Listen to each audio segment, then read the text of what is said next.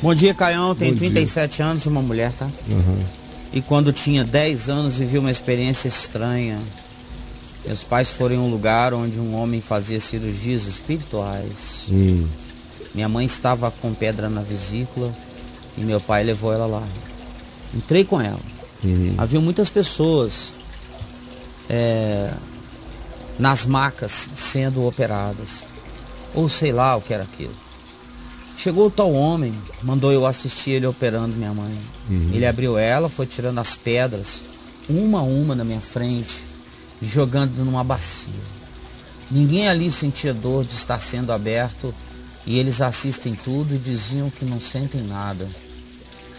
Minha mãe estava com um instrumento enfiado na barriga, e ele me pediu para ajudar e mandou segurar aquilo enfiado na minha mãe. Eu fiquei apavorada, Caio. 10 anos, né? Meu pai até fez também, porque estava com um tumor dentro do ouvido. Caio, eu assisti tudo, aquele tumor saindo do ouvido do meu pai rezando, Pai Nosso, Ave Maria.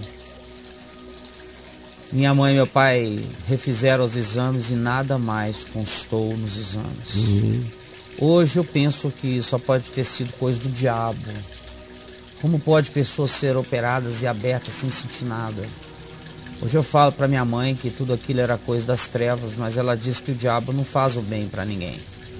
Eu não sei o que pensar disso, Caio. Eu tenho medo de ter feito parte disso. Me esclareça. Você não fez parte de nada, né, querida? Você é uma menina de 10 anos e as coisas não passam pra gente assim. A menos que a gente tenha medo ou tenha compromisso com o que foi feito. Compromisso já se percebeu que você não tem. E você ficou só com uma interpretação negativa, é o diabo. E ficou com medo de que, por pensar que é o diabo e ter feito parte daquela coisa com um cara tão bizarra, você tenha contraído algo como quem pega um vírus, ou quem fica exposto e assimila uma bactéria. É uma visão muito pequena, muito pagã, muito diminuta da vida, muito religiosa e extremamente primitiva. Não posso passar do lado de uma coisa dessa que me contagiou. Não te contagiou. Quando a gente lida com esse tipo de acontecimento, de fenômeno, nós estamos lidando pelo menos com 3 possibilidades. Número 1, a fajutice, que é o que acontece em profusão. Os próprios curandeiros, alguns que já se converteram comigo, praticamente todos eles me diziam que 90% de toda a sobrenaturalidade que envolve eventos desse tipo, o anúncio desse tipo de evento, tem a ver com fajutice. Então, por exemplo, Paz de Santo, um deles me disse que ele tem convicção de que no Rio de Janeiro 95% dos outros pais de santo trabalham com trucagens e com má fé. Um pai de santo, sério, me falou. Ele não foi o único que me falou, outros me falaram. Eles me disseram que na Bahia o índice é quase igual, mas eles acham que na Bahia, ele me disse que na Bahia era um pouquinho menor a estatística da fajutice. Mas o primeiro aspecto que você tem que saber é: a maior parte é construção fajuta, conforme a gente vê aí o cara puxando um rato do umbigo, aquela mãozinha por cima, tudo dissimulado, arranca não sei o quê. São essas coisas que você vê na internet sobrando, e mal feito, umas trucagens para otário. Há 3 anos atrás tinha uma mulher que deu à luz a 3 caveirinhas de plástico, não lembram dessa história das caveirinhas? 3 caveirinhas de plástico. Eu até mostrei aqui no Papo de Graça. Sim. 3 caveirinhas. O cara fez a mulher dar à luz a 3 caveirinhas e tirou o mal de dentro dela, as caveirinhas de plástico. 3 caveirinhas. Então, primeira possibilidade é a da fajutícia. A segunda é a da paranormalidade. Tem muito fenômeno paranormal atribuído a Deus ou ao diabo, e tem a ver exclusivamente com a mente do interventor e com a mente do receptor. O receptor tem que ser um indivíduo que chegue lá como vocês foram, crendo que ficarão curados. Tem que ser bons receptores.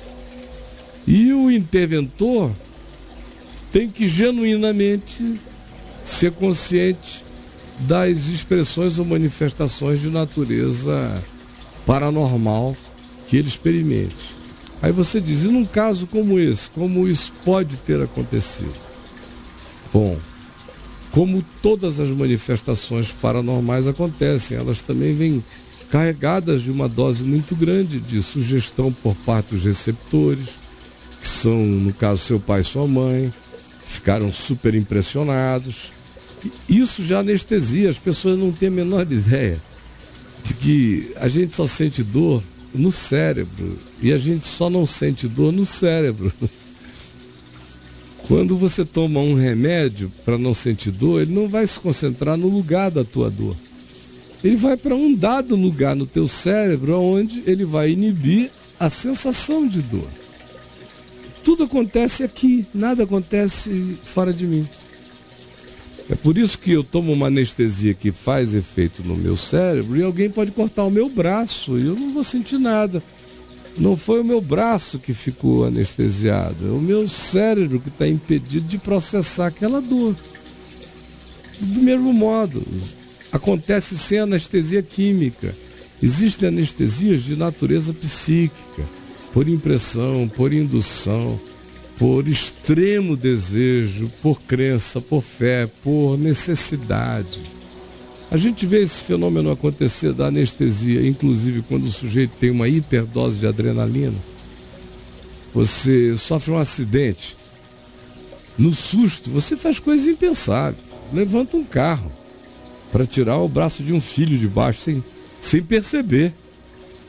Você sobe um barranco de 60 metros com as unhas, sem notar. Você todo queimado, não sente nada e sai correndo, socorrendo todo mundo. Só vai notar que o teu couro cabeludo está virado para trás quando alguém grita, meu Deus, o que aconteceu contigo? Como às vezes você vê gente com o olho pendurado sem notar, no meio do acidente. Não está sentindo nada, foi o próprio cérebro que anestesiou. Então, não reconhecer os mecanismos cerebrais e psíquicos é uma pobreza enorme no que diz respeito a não trabalhar com essa categoria para tentar entender fenômenos também. Aí você diz, e as pedras? Ou isto e aquilo? Bom, o tempo todo você disse que cortou, que foi, tirou e pegou. Então, o fenômeno aí é esse, não sentiu dor nenhuma, não teve inflamação nenhuma e acabou, estava tudo resolvido. Aí tem uma terceira manifestação, que em geral,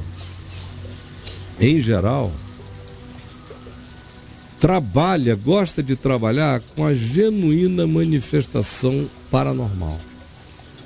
Não é porque a manifestação paranormal é genuína que o indivíduo eventualmente não abre a porta para outras participações, sem que ele mesmo note. De modo que a maioria dos médiuns que recebem espíritos para fazer esse tipo de operação, a maior parte deles, são também paranormais. Mas nem tudo que eles fazem ficam apenas restritos ao campo da paranormalidade.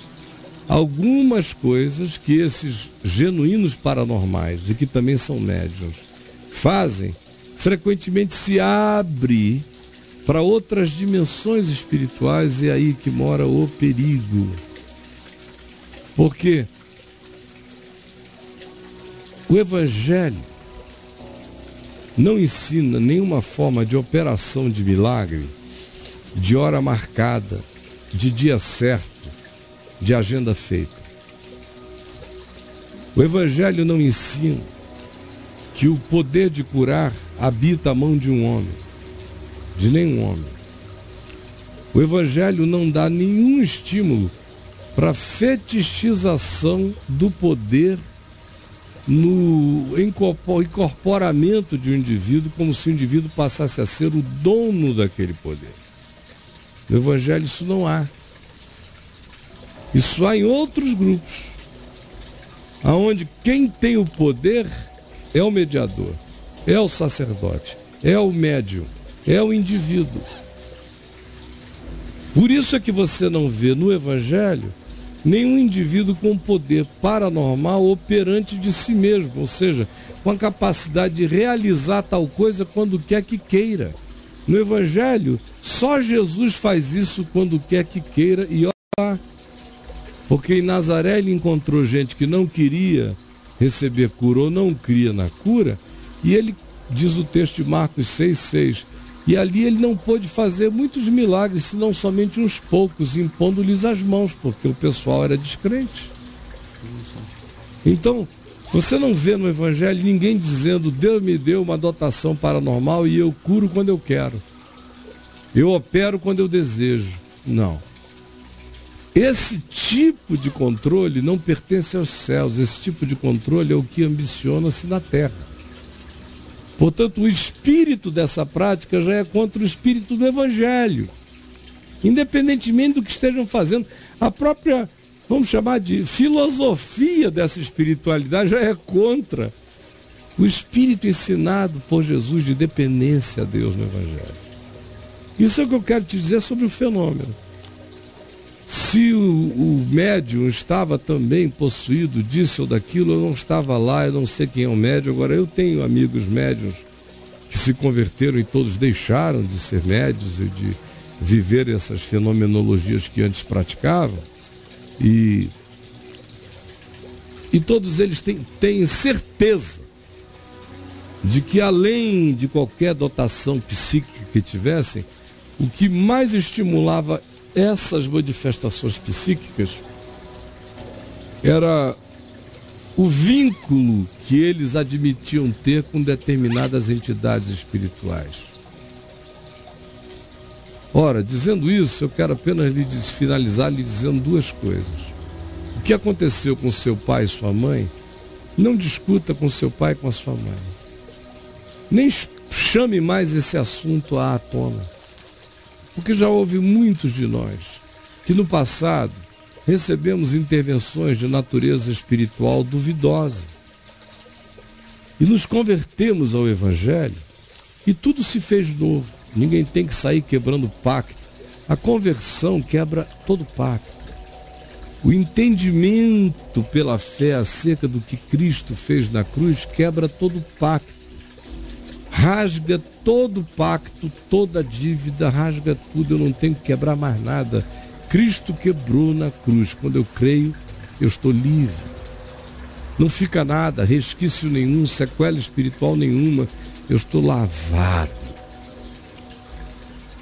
Essa é a primeira coisa sobre seus pais. Não fique trazendo esse assunto. Eles obviamente têm uma gratidão ao que lhes aconteceu. E que, humanamente falando, por que alguém vai ter que brigar contra a gratidão deles? Que eles deem glória a Deus e que sejam gratos por estarem bem de saúde até o dia de hoje. Já deve fazer muito tempo. Segunda coisa que eu quero lhe dizer, quanto a você, não se preocupe com isso. Você foi lá na sua ignorância. Você era só uma menina de 10 anos. Assim como seu pai e sua mãe foram na ignorância com boa intenção. Você foi lá só como uma menina levada, carregada pelos pais, só isto. Não ficou nada sobre você. Creia no Senhor e vocês todos. Quem quer que tenha vivido coisas semelhantes no passado, sido objeto desse tipo de ação ou de intervenção, se você hoje crê lúcido e conscientemente no Senhor, saiba, a própria luz de Deus em mim já aniquila todo equívoco do meu passado e livre de todas essas coisas eu estou. A conversão genuína é a quebra autêntica de tudo que me laçou a qualquer mal, em qualquer tempo, especialmente de natureza espiritual.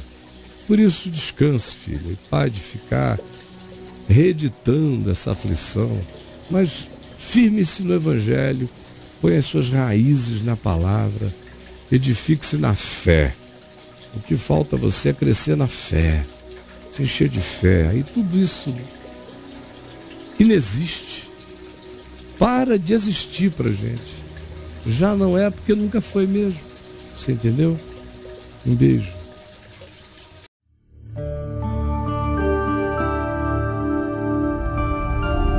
VNV TV, o canal é você.